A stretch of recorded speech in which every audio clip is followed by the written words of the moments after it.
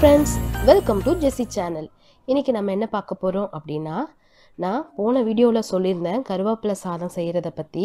அதனுடைய பொடி எப்படி செய்யறது அப்படின்றது நெக்ஸ்ட் வீடியோல போடுறேன் அப்படினு சொல்லிருந்தேன். அதுதான் फ्रेंड्स இப்போ நான் போஸ்ட் பண்ண போறேன். கண்டிப்பா இத பார்த்து நீங்க தெரிஞ்சுக்கங்க. வாங்க வீடியோக்குள்ள போகலாம். ஃபர்ஸ்ட் கருவேப்பிலையை நல்லா வாஷ் பண்ணிக்கங்க. நல்லா ஃப்ரெஷ்ஷான கருவேப்பிலை எடுத்துக்கோங்க. ஒரு 3 கைப்பிடி கருவேப்பிலை எடுத்துக்கோங்க. அதுக்கப்புறம் உளுந்து 1 ஸ்பூன், கடலைப்பருப்பு 1 ஸ்பூன் எடுத்திருக்கேன். எள்ளு 1 ஸ்பூன், அது கருப்பு எள்ளாவும் இருக்கலாம், வெள்ளை எள்ளாவும் இருக்கலாம். காய்ஞ்ச மிளகாய் 3, பெருங்காயத்தூள் 1/2 ஸ்பூன் எடுத்திருக்கேன். உப்பு நம்ம தேவைக்கேற்ப எடுத்துக்கலாம். ஒரு பேனில் கொஞ்சமாக எண்ணெய் ஊற்றிக்கோங்க ஃப்ரெண்ட்ஸ். நான் தெரியாமல் நிறைய எண்ணெய் ஊற்றிட்டேன், எடுக்க முடியாமல் போயிடுச்சுனால.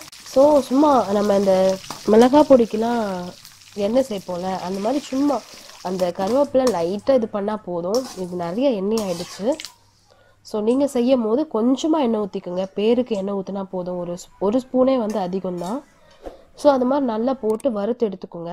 அந்த கருவேப்பிலையெல்லாம் நல்லா கிறிஸ்பியாக அதை கையில் வச்சு இப்படி நொறுக்கணுன்னா அது அப்படியே நொறுங்கும். அந்த மாதிரி நம்ம வறுத்து எடுத்துக்கணும்.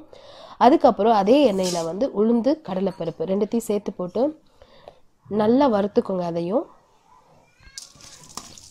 வறுத்துட்ருக்கும் போதே அதிலே காய்ஞ்ச மிளகாய், பெருங்காயத்தூள், எள்ளு எல்லாத்தையும் போட்டு வறுத்துருங்க. இது எண்ணெய் நிறைய ஆயிடுச்சுன்னு சொன்னேன் ஃப்ரெண்ட்ஸ். ஸோ எண்ணெய் கம்மியாக நீங்கள் ஊற்றிருந்தீங்கன்னா அப்படியே நீங்கள் எண்ணெயோடய எடுத்து போட்டுடலாம்.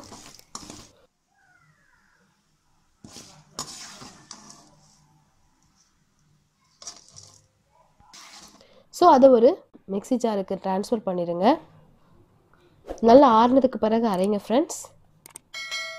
இப்போது நம்ம தேவையான அளவு உப்பு போட்டுக்கலாம். இதில்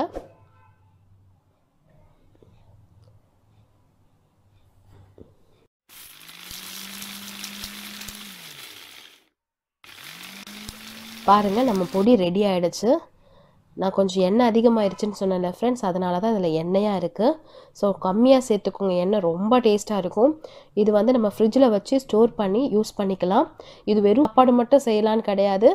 நம்ம இட்லி பொடிலாம் செய்வோம்ல, அதுக்கு பதிலாக இதையே கூட நம்ம வச்சு சாப்பிடலாம். ரொம்ப டேஸ்ட்டாக இருக்கும்.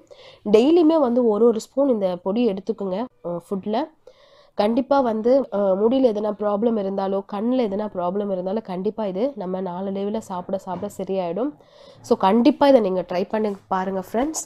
இது உண்மையாகவே உங்களுக்கு ரொம்ப யூஸ்ஃபுல்லான பொடி தான். இது கண்டிப்பாக நீங்கள் ட்ரை பண்ணி பார்த்துட்டு எங்களுக்கு கமெண்ட் பண்ணுங்கள். உங்களுக்கு பிடிச்சிருந்ததுன்னா லைக் பண்ணுங்கள், ஷேர் பண்ணுங்கள். இன்னும் சப்ஸ்கிரைப் பண்ணாமல் இருந்தீங்கன்னா சப்ஸ்கிரைப் பண்ணுங்கள். தேங்க்ஸ் ஃபார் வாட்சிங். இது வரைக்கும் ஜெசி சேனலை சப்ஸ்கிரைப் பண்ணலனா சப்ஸ்கிரைப் பண்ணுங்கள்.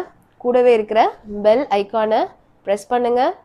எங்களுடைய ஒவ்வொரு வீடியோஸையும் நீங்கள் மிஸ் பண்ணாமல் பார்க்கலாம். தேங்க்யூ.